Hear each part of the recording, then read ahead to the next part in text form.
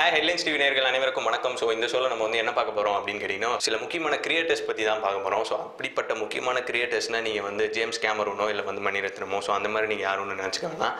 So அப்படிப்பட்ட creators வந்து இன்றைக்கி ட்ரெண்டான சில விஷயங்கள் இருக்குது அப்படின்னா அதுக்கு காரணமே அந்த கிரியேட்டர்ஸ் தான்.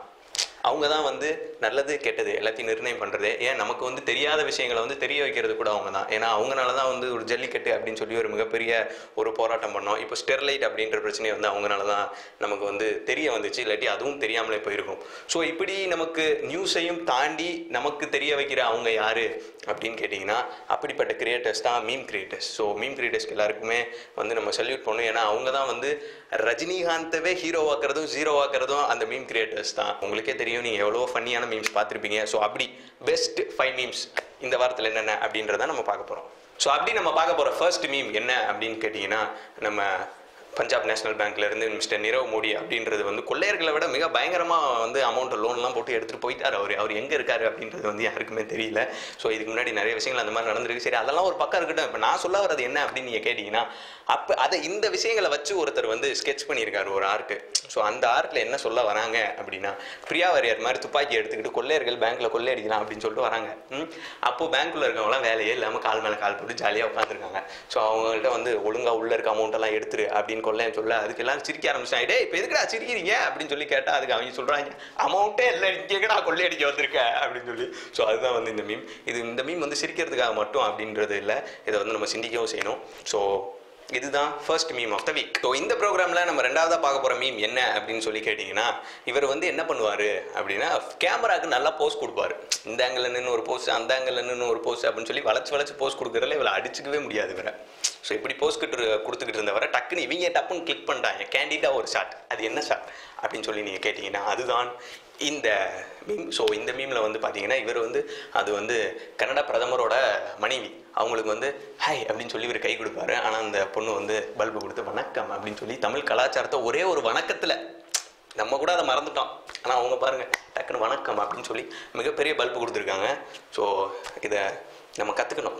அவங்கள பார்த்தாவது நம்ம இனிமேல் வணக்கம் வைக்க கற்றுக்கணும். நீங்கள் என்ன பார்த்தீங்களா என்னன்னு தெரியல, நான் ப்ரோக்ராம் ஆரம்பிக்கும் போது வணக்கம் தான் சொன்னேன். எத்தனை பேர் கரெக்டாக சொல்லுவேன், எத்தனை பேர் நோட் பண்ணிக்கிறத இதை சொல்லணுன்னே வணக்கம் சொன்னேன். எப்படி சரி, ஓகே. அடுத்ததான் நம்ம பார்க்க போகிற மீம் என்ன அப்படின்னு சொல்லி கேட்டிங்கன்னா, அதுதான் வந்து February 14 அந்த வீடியோ படுபயங்கரமான ட்ரெண்டில் இருக்குது. அதாவது இன்னைக்கு வரைக்குமே அந்த வீடியோ தான் ட்ரெண்டு. அதுக்கு முன்னாடி வாரத்தில் வந்த நித்யானந்தா பொண்ணெல்லாம் நம்ம மறந்துட்டோம், டப்புன்னு இந்த பொண்ணுக்கு வந்துட்டோம்.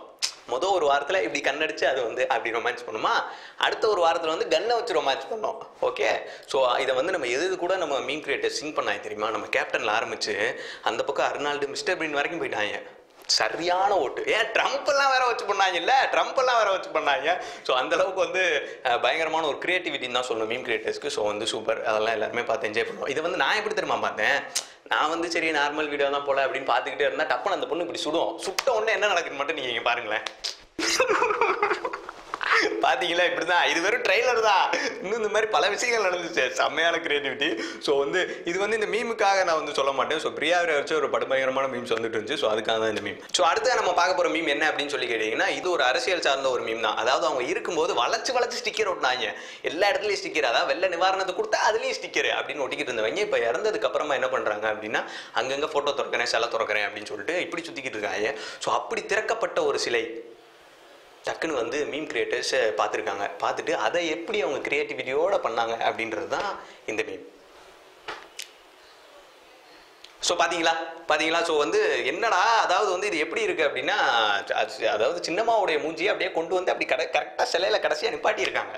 அதாவது இது வந்து அவங்களே எதிர்பார்க்கல, யார் திறந்து வச்சாங்களோ அவங்களே எதிர்பார்க்கல. அவங்களே என்னடா மீமை பார்த்து டக்குன்னு வெளில ஓடி வந்து சிலையை பார்த்தா சின்னம்மா சிலை, அது டேய் அம்மா சிலையை திறக்க சொல்லா, சின்னம்மா சிலை திறந்து வச்சிருக்கீங்களா அப்படின்ற அளவுக்கு அதை வந்து பட்டு பயங்கரமாக பண்ணிட்டாங்க நம்ம பசங்க. ஸோ வந்து செம்ம சூப்பர். ஸோ அடுத்ததை நம்ம பார்க்க போகிற மீம் என்ன அப்படின்னு சொல்லி கேட்டிங்கன்னா, இது வந்து ஒரு பயங்கர சீரியஸான மீம். மீம் கிரியேட்டர்ஸ் வந்து எப்போவுமே ரொம்ப காமெடியான மீம் தான் போடுவாங்களா அப்படின்னு கேட்டால் அது இல்லை, சீரியஸான மீமும் அவங்க வந்து போடுவாங்க. ஸோ அப்படி சீரியஸாக போட்ட மீம் தான் இது.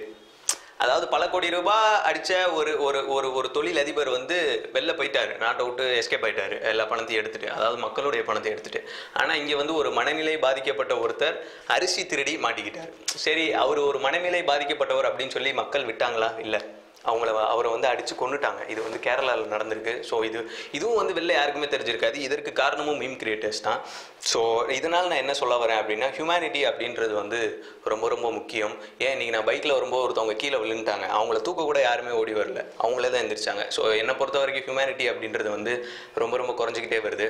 ஸோ முடிஞ்ச அளவுக்கு மற்றவங்களுக்கு ஹெல்ப் பண்ணுவோம். இது வந்து மிகவும் கண்டிக்கத்தக்கது தான். என்ன சொல்கிறேன்னு எனக்கு தெரில.